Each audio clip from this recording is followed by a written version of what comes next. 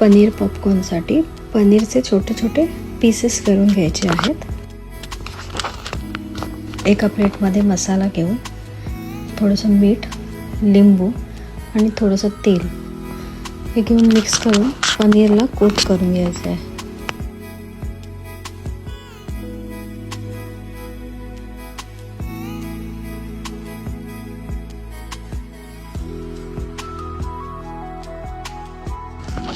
पाच 10 मिनिटं हे पनीर तसंच ठेवून द्यायचे आहेत। बाहेरच्या आवरणासाठी कॉर्नफ्लेक्स घेऊन त्याचा बारीक चुरा करायचा आहे। एका वाटीत कॉर्नफ्लॉवर, पाणी आणि ऑरेगॅनो टाकून त्याची चांगली पेस्ट करून घ्यायची आहे।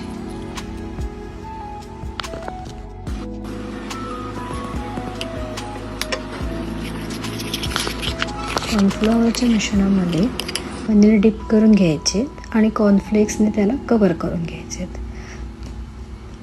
आता हे पनीर तळण्यासाठी रेडी आहेत। गरम तेलामध्ये पनीर फ्राय करून घ्यायचे चांगले।